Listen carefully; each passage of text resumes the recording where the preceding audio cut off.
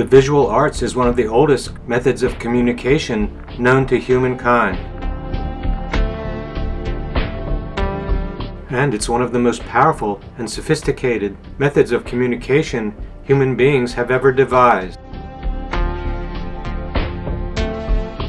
But art is more than just a method of communication.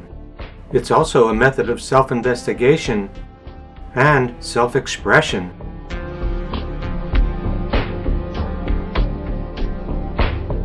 Artists, since the beginning of time and in all cultures, have looked deeply at themselves and at life, and have made permanent manifestations of their musings, of their internal and external worlds.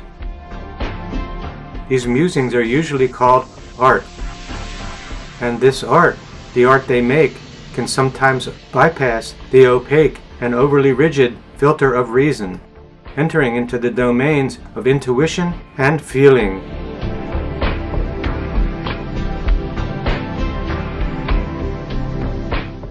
Artists are inspired by the poetic and the passionate, by the intellectual and the exotic.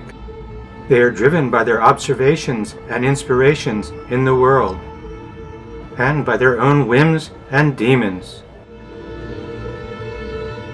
By translating their understandings and feelings into artistic expressions, they can challenge the boundaries of the known and the accepted, and find new meanings and perspectives which can broaden and enrich life.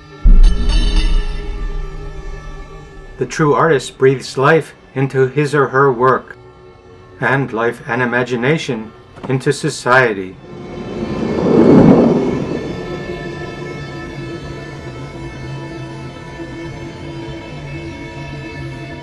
They communicate in a wordless domain, through a silent language, a language that transcends rationality, yet also includes it.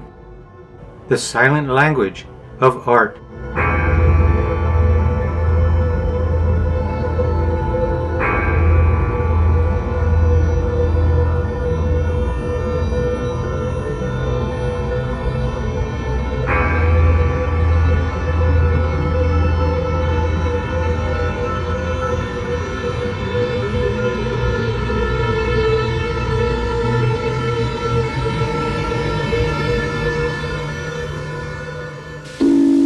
The image is the most complete technique of all communication. Klaus Oldenburg.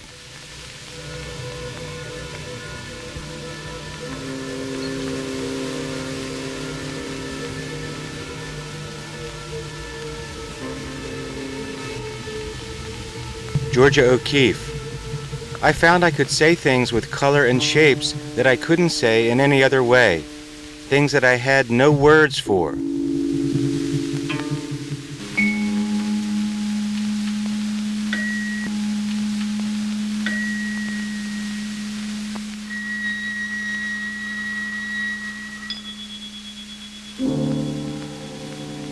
Content is a glimpse of something, an encounter like a flash. It's very tiny content.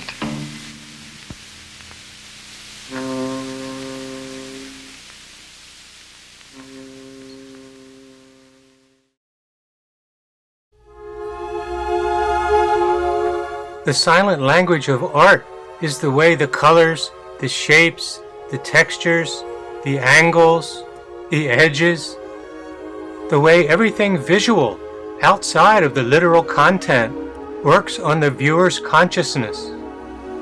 It's the sub-literal, you might say sensual, side of the painting. Any artist who knows what they're doing uses this world of silent dynamics to enhance their painting.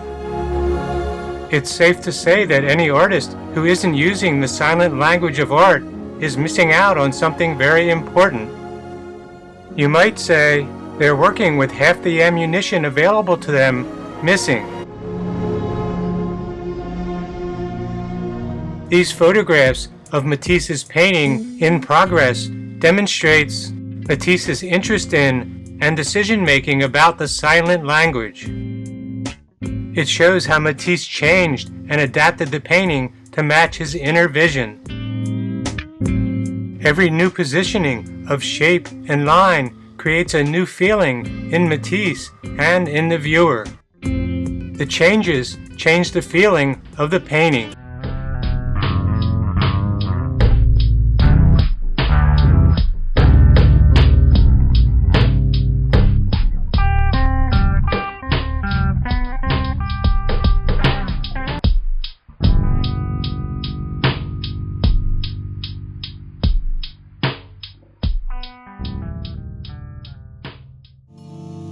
There are two basic modalities with which the artist communicates. One is the medium of the literalness of the painting, that is, its meaning on a literal level, the story that the painting tells through the literal subject matter of the painting.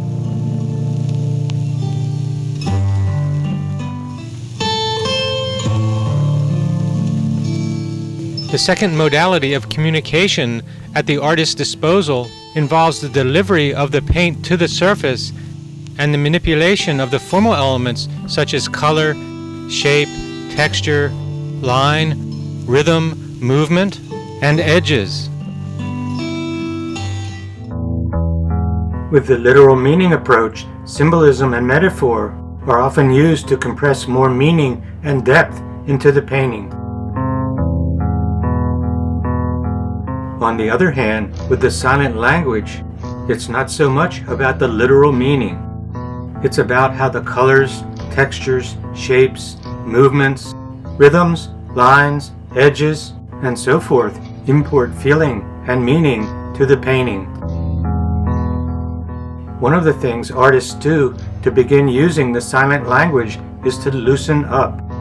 An artist who uses loose brushwork is working more through the silent language than the artist who uses literal content alone. The looser brushwork imparts imagination, vitality, and energy to the painting, and this can add meaning, depth, and feeling.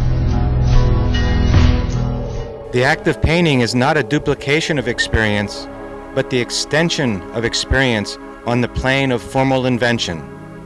Stuart Davis.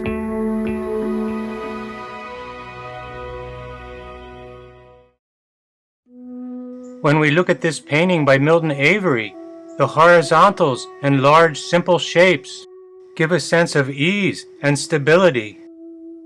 This is the silent language at work.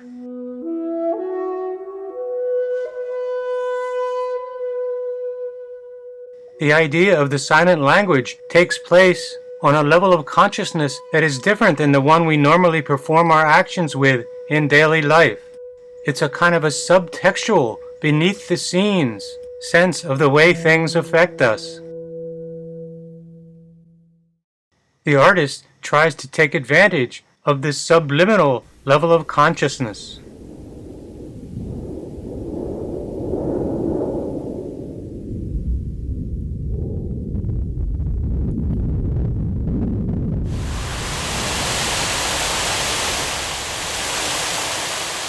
When we look at a waterfall, there's a sense of speed and direction. In a painting, when there are many lines going in the same direction, this has the same effect as the waterfall.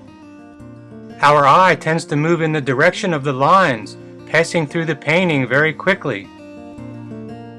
The way that we can make use of this is by noticing that the vertical lines make a very fast energy downward.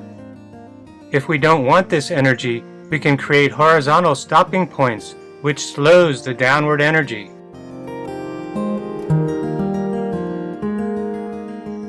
Notice how the Renaissance artist, Bellini, balances horizontal and vertical energies. Here, the 20th century painter, Léger, utilizes the same principle.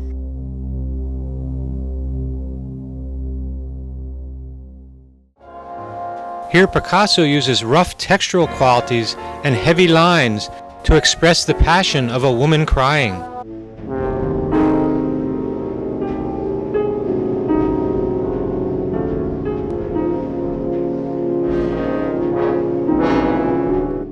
In this painting, André Derain uses vibrant colors and rambunctious forms to give this landscape a spirited quality.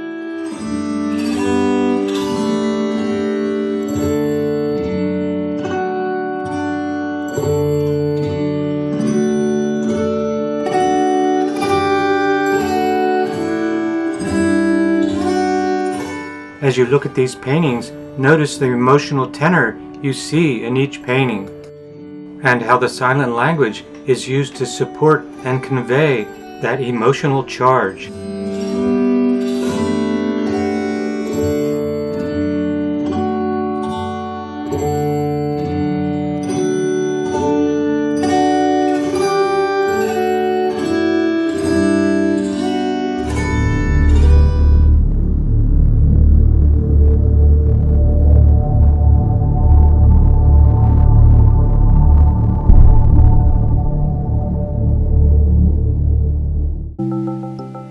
Part of the way the silent language works is the way visual images can create sensations and tensions within us.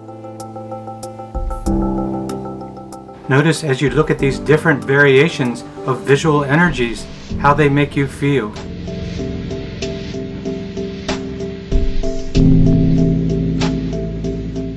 Your body and mind may be getting strong sensations from these images.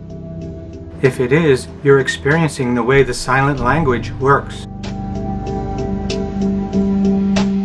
If we can tap into these feelings and sensations in the same way while we make our paintings, we stand a chance of making our paintings more evocative and more powerful on an emotional level.